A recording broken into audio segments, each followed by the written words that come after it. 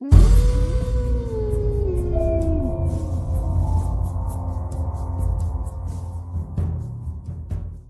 कहानी के लेखक है ज्ञान तिवारी। आधी रात का समय, तूफान जोरों पर था। एक गुफा के अंदरूनी हिस्से में हवन कुंड की जलती आग के सामने एक अघोरी तांत्रिक बैठा है। आग की रोशनी उसके चेहरे पर फैले डर को उजागर कर रही थी। माथे पे शिकन है, पसीने की धार पानी की तरह चेहरे से बह रही है। उसने नजरें नीचे करके अपने दाहिने हाथ को देखा। कलाई वाला हिस्सा फटा हुआ था और मांस अंदर ही जमा हुआ था। तांत्रिक अपने हाथ को आग के पास लाता है, जिससे मांस काला पड़ना शुरू हो जाता है। वो आंखें बंद करके दर्द को बर्दाश्त करना शुरू कर देता है कि तभी बाहर उठा तूफान अपना रास्ता अंदर की ओर बना लेता है और आग की लपटें उसके हाथ को घेर लेती है और वो सहसा ही दर्द में तड़प कर चिल्लाने लगता है। अपनी दर्द भरी चिल्लाहट के बीच कभी कभी उसे ऐसा लगने लगता मानो हवा कोई अजीब सा रूप लेकर उसके इर्द गिर्द चक्कर काट रही हो। फिर उसे एहसास होता कि ये सिर्फ उसका एक भ्रम है। अपने जला हुआ हाथ देख वह अघोरी तांत्रिक की बीती घटना को याद करता है। तांत्रिक के घर के अंदर बीचों बीच खड़ा हुआ है। उसका एक हाथ भयानक साए की पकड़ में है। उसने उसके हाथ पर नुकीले पंजों से वार किया और उसकी कलाई फाड़ दी। खून फर्श पर फैल रहा है। तांत्रिक दर्द बर्दाश्त करते हुए अपनी आंखें खोलते हुए बोलता है, हे मेरे महाकाल बाबा, यह कैसी बुरी शक्ति थी। अब तुझे ही किसी ऐसे को भेजना होगा जो उसे उसकी दुनिया में वापस पहुंचा सके। इतना कहकर वह घोरी तांत्रिक अपने बाएं हाथ से पास में रखे फर्श को उठाता हुआ महाकाल को याद करता है और एक ही बार में बहुत ही तेजी से उससे अपना दाहिना हाथ काट देता है। हाथ के अलग होते ही खून बारिश की तरह आग में गिरता है, जिससे आग और फैल जाती है और पूरी गुफा को घेर लेती है। और फिर तांत्रिक के जोर जोर से चिल्लाने की आवाजें आने लगती है। मंदिर के दूसरे हिस्से में एक छोटे से गुरुकुल के भीतर एक संत महात्मा कुछ बच्चों को शिक्षा दे रहे हैं। बुरा जो देखन मैं चला, बुरा न मिलिया कोई, जो दिल खोजा अपना, तो मुझसे बुरा न कोई। अर्थात गुरुजी ने बड़े ही प्यार से बच्चों को उसका मतलब समझाया। अर्थ है कि जब मैं इस संसार में बुरा खोजने चला तो मुझे कोई बुरा ना मिला, पर जब मैंने अपने मन में झांक कर देखा तो पाया कि मुझसे बुरा कोई नहीं है।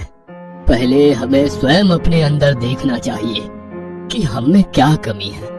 पहले खुद के दोष जाने, अपने आप में सुधार करें, फिर दूसरों के दोषों का सुधार करें।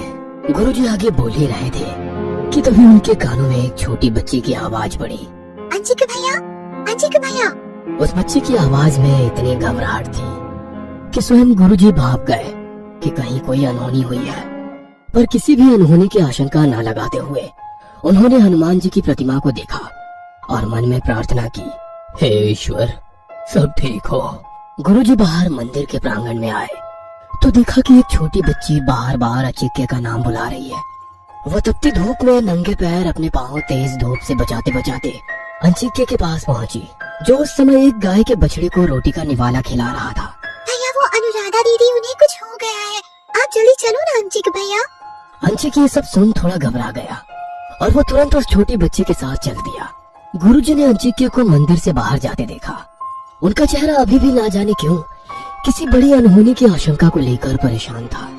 अंशिक उस बच्ची के साथ जब अनुराधा के घर पहुंचा तो दरवाजे से अंदर उसने निठाल पड़ी अनुराधा को पाया।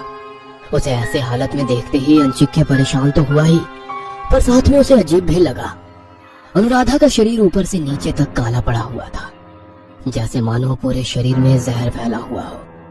अंशिक अनुराधा के पास आया और उसके नजदीक बैठकर उसके सर पर अपना हाथ रखा और उसे गौर से देखने लगा। ये सब कैसे हो गया अनुराधा? अंशिक के सवाल ने अनुराधा की आंखों में आंसू ला दिए। वह बिस्तर से उठने लगी ताकत लगाकर, तो अंशिक ने उसे सहारा दिया और उसकी पीठ के सहारे से उसे उठाने लगा। तो अंशिक का हाथ किसी घाव पर लगा। अंशिक ने पीछे देखा तो अनुराधा की पीठ पर एक गहरा घाव बना हुआ था। उसका घाव गला लग रहा था। अंशिक ये सब देख हैरान रह गया और अनुराधा से पूछने लगा, क्या हुआ अनुराधा? ये घाव कैसे आया तुम्हारी पीठ पर? अनुराधा अंशिक का सवाल सुनकर रोने लगी। उसकी आंखों में दर्द की एक तस्वीर थी जो अंचिक्य को एक अजीब सा अनुभव करा रही थी। यह सब देख अंचिक्य उसके पास आकर बिस्तर पर बैठा और अनुराधा को थाम लिया और बच्ची की तरफ देखकर बोला, गुड़िया तू जाके थोड़ी सी नीम की पत्तियां और एक पट्टी ले आ। अंचिक्य ने नीम की पत्तियां पीसी और उनका रस बनाकर अनुराधा की पीठ पर लगाया और उसके ऊपर से पट्टी को कसकर रखकर अनुराधा को वापस लिटा दिया। हम लोगों से बहुत बड़ी गलती हो गई। हम लोगों से बहुत बड़ी गलती हो गई। वो हमारी वजह से आ गई। मुझे वहाँ नहीं जाना चाहिए था। इतना बोलते बोलते अनुराधा एक गहरी बेहोशी में चली गई। जो कुछ भी अनुराधा के साथ हुआ था वो शायद अनुराधा भूल नहीं पा रही थी। वो उस पर इतना हावी हो चला था कि उसका हादसा उसे एक गहरे सपने में खींच ले गया। अचानक से अनुराधा की सांसें एक साथ भारी और तेज हो गई। उसे ऐसा लग रहा था जैसे कोई उसे जबरदस्ती कैद कर रहा हो। उसने अपनी आंखें खोली तो अपने आप को अपने ही कमरे में अकेला पाया। उसके शरीर पर एक काला नाग अपने आप को लपेट रहा है। अनुराधा लाख कोशिशों के बाद भी चिल्ला नहीं पा रही है। देखते ही देखते उस काले नाग ने अपना फन फैला दिया और अनुराधा को डस लिया। उसके नुकीले दांत अनुराधा का डर बनकर चीखे और चिल्लाते हुए उठी। उसने अंचिक्य को अपने पास पाया तो उसे एहसास हुआ कि वो सपना देख रही थी। अंचिक्य, वो कल रात। उसने डर में अंचिक्य को बीती रात के हादसे की पूरी कहानी बताई। Surprise surprise surprise. मीनाक्षी बहुत खुश है। वहाँ बैठी बाकी दो लड़कियाँ भी मीनाक्षी की खुशी में शामिल हो जाती है सिवाय अनुराधा के। उसकी नजरें मीनाक्षी के हाथ में उस बोर्ड गेम पर है जिस पर ओइजा बोर्ड लिखा हुआ है। ये क्या है मीनाक्षी? आत्मा को बुलाने वाला खेल। थोड़ी देर बाद कमरे में अंधेरा हो जाता है। कमरे के ठीक बीच में एक राउंड टेबल है जिसके आसपास 4 कुर्सियां लगी हुई है और चारों दोस्त एक एक करके उस बोर्ड को देख रही है। बोर्ड की चारों तरफ मोमबत्तियां जल रही है। अब हम चारों लोग एक दूसरे का हाथ पकड़ेंगे और एक साथ एक आवाज में बोलेंगे बिना रुके। लकड़ी से बने उस ओइजा बोर्ड पर कुछ शब्द अंकित है जो एक सर्कल के इर्द गिर्द बने हुए हैं। मानो वो शब्द उस बोर्ड गेम पर बुने हुए थे। चारों लड़कियां एक साथ बोलना शुरू करती है। कोई अच्छी या बुरी आत्मा हो, यहाँ पर हमारे आसपास हो, हमें अपने होने का संकेत दे। उन्होंने काफी बार दोहराया पर कोई असर ना होने पर गेम को बंद कर दिया कि तभी एक दोस्त ने कहा, शिट यार, सारा मजा किरकिरा हो गया। थोड़ी देर बाद सब लोग अपने अपने घर जाने लगे तो मीनाक्षी ने अनुराधा को रोककर कहा, सुन ना अनु, आज रात मेरे साथ ही रुक जा। तू रहेगी तो थोड़ी हिम्मत बनी रहेगी। क्यों, अब क्या हुआ? कहीं सच में कोई ना आ जाए, इसीलिए तू मुझे रोक रही है ना? मीनाक्षी बहुत धीमे स्वर में हामी भरती है। नीचे कमरे में अभी भी सेंटर टेबल पर वो बोर्ड गेम रखा है। अचानक से कमरे में हल्की हवा का बहाव शुरू हो जाता है।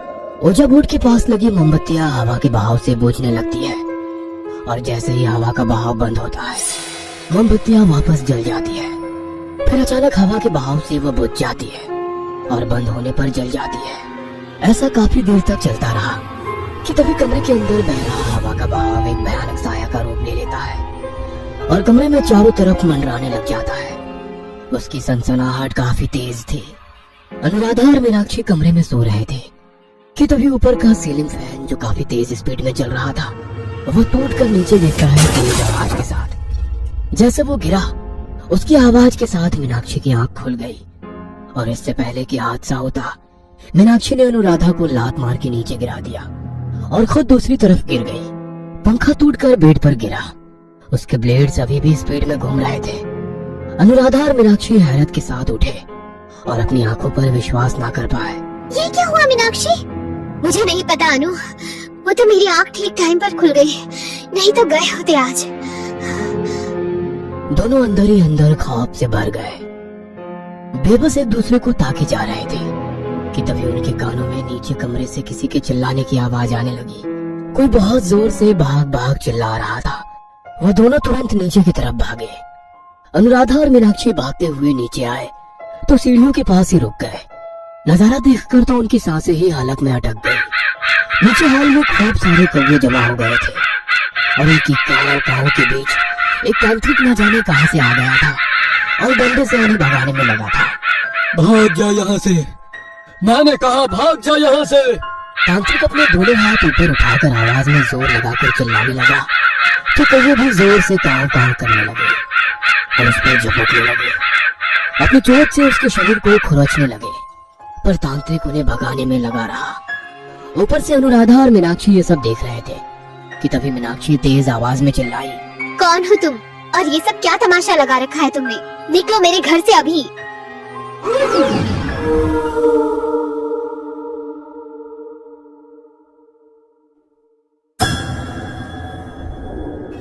ये कहानी आपको अच्छी लगी हो तो हमें सब्सक्राइब करें, हमारा इंस्टाग्राम और फेसबुक पेज जरूर फॉलो करें। और हाँ दोस्तों, सब्सक्राइब करना भूलना मत।